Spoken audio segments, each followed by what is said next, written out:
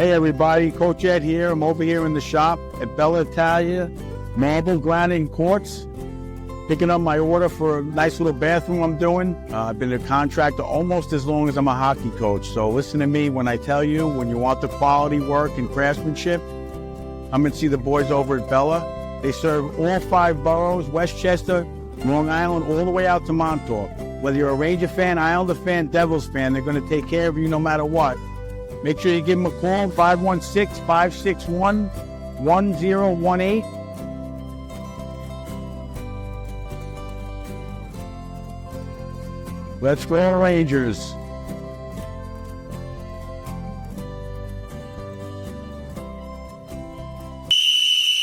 All right, boys, bring it in. Here we go. Shout out to Bella, as always. Our boys over at Bella, always counting on them to do the right thing for a couple of my customers. They're always there for them, always responding after the fact, and always supporting the project. So a couple of things. The first thing I wanted to talk about was the Toronto situation. That was on NHL Network probably for the last 2 weeks. A lot of hot topics. It was also on Spit and Chicklets. Biz talked about it a lot. It reminded me a lot of the situation with Tom Wilson and Panarin when they didn't respond to that, and then they ended up getting rid. They hired Gallant next year to toughen up the team a little bit, to build the character of the team. I don't see that happening now with the Rangers. You have guys like Will Cooley. You have guys, the character guys in the lineup that I don't think would have to be even asked by the coach to do anything. Obviously, JT Miller. And again, like I said, Meek is even stepping up, not getting involved in a brawl, but in it, in it physically, the after the whistle stuff. So it's great to see. So I did a little bit of homework. I'm not this big guy that I can get on a lot of websites, but we talked about 2 weeks ago about these second, third round picks and that Drury's been trying to accumulate them. And the fire Drury chance, it hasn't been around recently, but there's been a lot of criticism for the last 2 years, even on this podcast, not from me, I don't think, but in the drafts and in how the Rangers are developing prospects. So I'm thinking last night, I'm watching the TV, I'm going, we got Hemlosh, we got Laba, we got Hero, who else? Cooley, Robertson, Schneider. I want to see which draft picks Drury has picked. So from what I understand, from what I was able to look up, and forgive me for looking down at the phone, but his first draft was 2021. So he did draft Offman, but he also had Brody Lamb, who they recently signed, who they're high on. Hemlosh was drafted in the 5th round. He's making He's making a splash right now. Not even making a splash. He's putting up almost a point a game. He's got more goals than Offman had in his career. Yeah, with the Rangers. I'm not saying that Offman can't turn out to be something. Well, look, but Othman just got flipped for Jacob Battaglia. That's why I was sending you guys those posts. He just got star of the week for the OHL. He's killing it for the Firebirds in the playoffs right now. But what my point is, Othman was a top prospect. There's no way the Rangers aren't going to pick him. Right. You know what I'm saying? So that was their first round pick. But I'm talking about second round on. Mm-hmm. Guys making an impact. So that was 2021. 2022, Adam Sikora, second round. Noah Laba, 4th round. Victor Mancini, 5th round, who they ended up trading for JT Miller. He was involved in that trade, I believe. I believe it was Hedel and Mancini, yeah. Okay. The kid Maxim Barbashev, I remember watching at the prospect camp. I'm not saying he's doing anything, but these are after first-round picks. So everybody's been on the Rangers for developing prospects for the last 2-3 years. Not everybody, but a lot of people. That's a pretty good development in those 2 drafts alone so far. So let's go to 2023. First round, Gabe Perreault. Third round, Drew Fortescue. 6th round, who I loved in the prospect camp. We thought maybe he would make the team. Dylan Rubruck. Yep. Who could possibly make it. So that's 3. To me, 2 guys are playing regular now, and possibly a third guy's knocking at the door. Big kid, right? Last year, 2024, the kid Aspinall, I remember seeing a little bit about, but I don't remember too much. They only drafted 4 guys last year. One was the kid EJ Emery. His idol was Keandre Miller. We'll see how he turns out. It's still open. But my point is, from 2021 on, if you watch every interview that these kids do, post-game, pre-game, scouting report interviews, they all have that right attitude, that humbleness, that work ethic, that desire to learn. So, let's try to give Drury a little credit.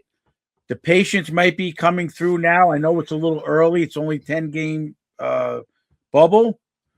Let's see how they finish the season out. Let's see how next year goes. And let's, maybe some people can flip-flop on Drury a little bit. I just think it's very interesting looking.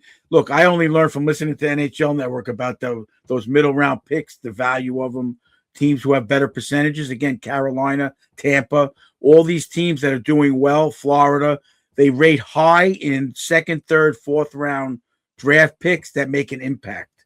Yep. It's not always the first round pick, and it's not always going to develop the way everybody hoped. But look at the development of the last 4 years.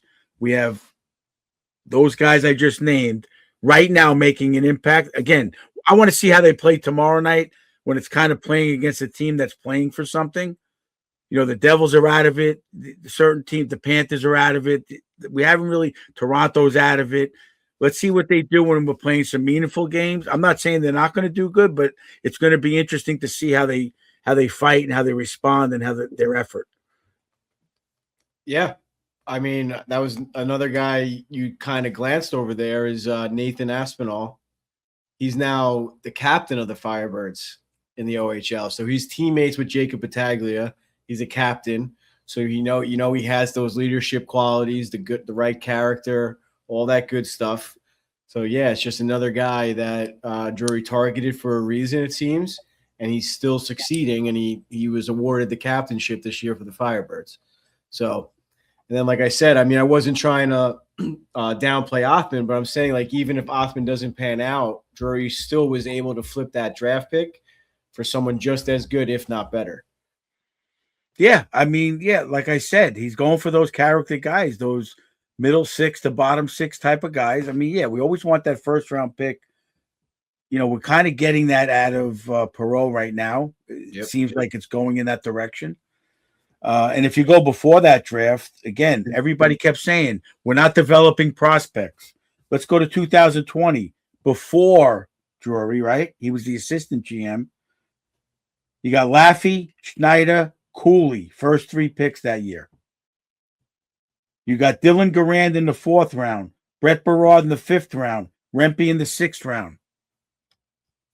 What more development do we want? They're all playing except for Berard right now. You got Hugo Olash, the goalie, in the 7th round that year. That's a pretty good draft. You got really all these guys knocking at the door. Yeah. If not on the team. The year before that, you got Kako, that was a bust. All right, we didn't develop our first round pick that year. But you got Robertson. Zach Jones moved on. You got Edstrom in the 6th round.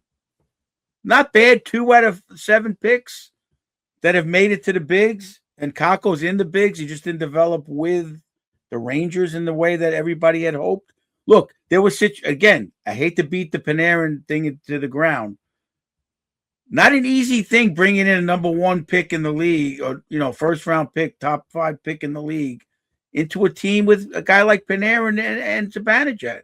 It's not an easy thing. They got to take a back seat. They're not going to get the power play time. They're not, we talked about this over and over.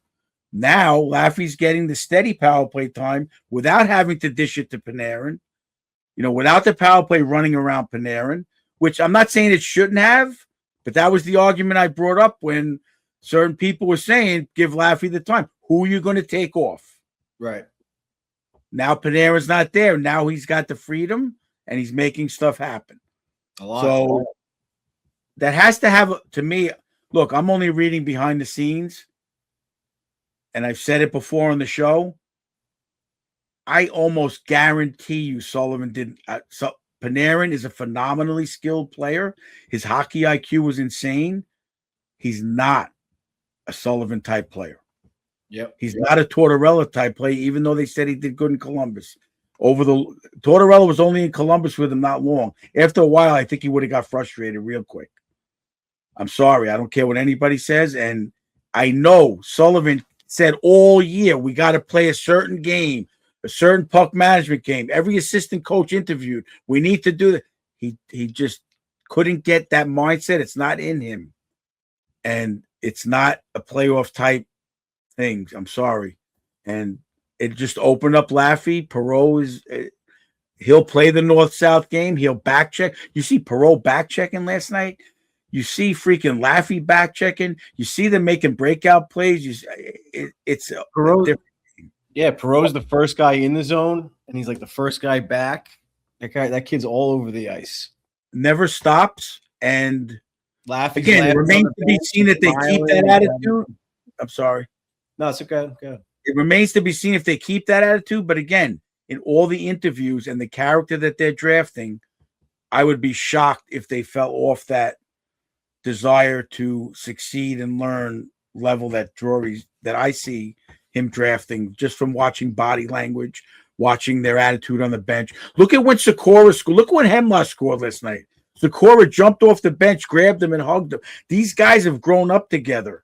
Yep. So you know what? Maybe there is a development that's going on that we don't see in the AHL on a daily basis. And there is a chemistry developing. And, you know, they're pushing each other. They're not hating each other for succeeding. What's his name? When Hemlock scored, I heard that guy, they said on the, I think on the pregame, the kid Bly. How do you say his name? Bly, whatever? Whatever. Blech. He called him up. He's playing in Hartford. He called him on the phone and was like ecstatic that he got the goal. So these guys are from AAA to from the AHL to the NHL. They're rooting for each other. So you talk about bringing the chemistry in. I see it. You see it on the bench. You see it now. I don't know. I'm not saying it's just Panarin that it happened to, but it definitely coincides with them trading him before the Olympic break. You can't deny it. Nope. Cannot be denied that the whole attitude of the team has changed. Yeah, absolutely not. I mean, it's been great to see. And we're going to talk about the kids in a little bit. I got all of their milestones queued up. But yeah, it's just amazing. Like they're just having fun and like getting into those scrums and those fights. Those fights and those scrums don't happen if you're not having fun. You know, like they're not going to like the Maple Leafs did. Like they're not going to feel the need to go stick up for anybody because they're I just want to get off the ice. I just want to get undressed and go home. You know, like 100%. It's human nature. Like I'm not blaming anybody. That's just how things go. I mean, in daily life too. You know, you just don't feel like going to work because the day before you didn't have a good day or whatever. You know, it's just that's just how things go. And you could tell that they're having fun. Laffy's having a ball.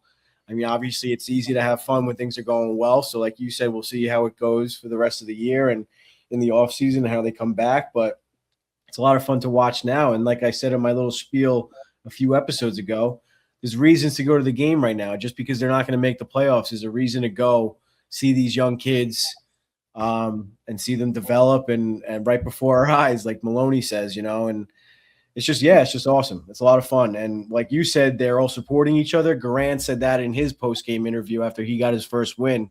He said, we did this together.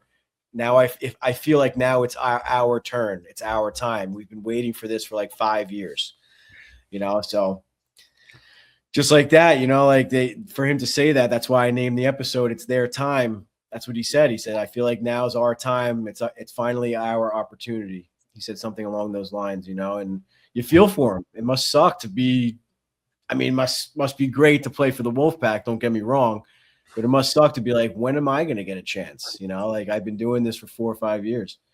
And how am I going to get a chance? They got Panarin.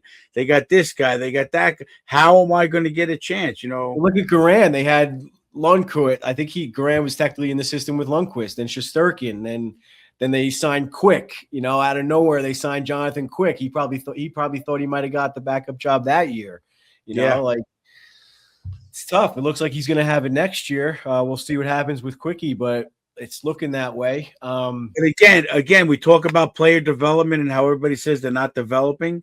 They didn't force him into the NHL right away. They had Shesterkin. They got Quick. So he's able to play 60 games plus in the AHL with a lot of these guys who now they're teammates. Yep. And they're all cheering him on too because there's 6 or 7 of them on the team now. They grew up together. So, you know what? Maybe there was a plan or maybe it happened by accident. But right now, in this last month and a half, it's working. And Garand stepped up to it and he's playing. He showed he could play in the NHL. And, you know, it's going to be real interesting. They have a lot of options for next year for sure. They have a lot of guys that they could trade if they need to make a move. They have a lot of guys that can play in the NHL right now. They shut the Devils down. They shut Jack Hughes down. He didn't school anybody. And not to get off the subject, the guy that I'm not impressed with after last night, I wish I could have saw him live. How did Luke Hughes get $7 million a year? If you're not going to there's no way you're not telling me that that's not a Dennis Jean Potvin deal. That guy didn't do anything, and he's getting $7 million a year. He was making some nice tape to tape passes. He was making some nice tape to tape passes on the power play, but but nothing like anyone can do that. Anyone should be able to do that. You know, I love Robertson. He's not playing better than Robertson to me. I'm sorry. Right. I'm sorry. Robertson makes heads up body position, breakout passes. He makes a lot. He makes like 90% the right play. Yeah. Because I'm watching him because I love him. I don't see how he's getting that much money so quick. I'm not saying he's not ever going to get to that level, but $7 million. He was in the league a year and a half. Well, it's the same. Jack Hughes got the 8x8. You know, Jack Hughes is a dynamic player. They try to make a prediction. Yeah, there's no question. Jack Hughes isn't a game changing player. Yeah, it's a matter of physically if he can handle it. Again, you know, I'm not sold that he's going to break any Wayne Gretzky records, but when he's in the game, that team's a different team, and you have to key on him because he finds the puck. Yeah. He's that kind of guy. And but Luke isn't. He got that money right away. I mean, I'm sorry. Yeah. Anyway, let's not get off that subject. But we could talk about that all friggin' night. I feel the same way. He was holding out too. Like he missed training camp, and he's like, what, 15 years old? Like, go to training camp, dude. Like, what are you doing? Yeah. And you have to think that Jack had something to do with that. So that kind of pissed me off. 100%. We already flopped on Jack. Now we're not allowed to go back. We can't go back. Yeah, I agree. He's nothing special. I mean, he kind of reminded me a little bit like Quinn, how he skates a little bit, but he's nowhere near on that level either. No, they all have that stride. They could all skate. The mother taught them how to skate. They all have it in them. Yeah. There's definitely not a lack of skating ability. Yeah. But it's just I don't see him being on Team USA in 2 years for the or the World Cup or whatever. That's for sure. I mean, but they ride Dougie Hamilton into the ground, and Luke Hughes isn't doing anything. You know what I'm saying? Yeah. Because God forbid they say something about him. We got to get Nick back on. Neil Villapiano. We got to get him back on. I got to ride him on that. Shout out to Neil, though. He officially made his decision to go to, or he officially committed to Syracuse for his master's degree. So nice. Good for him. Yeah. Shout out to Neil. The next time he's on the show, he might be doing it from his apartment up in Syracuse.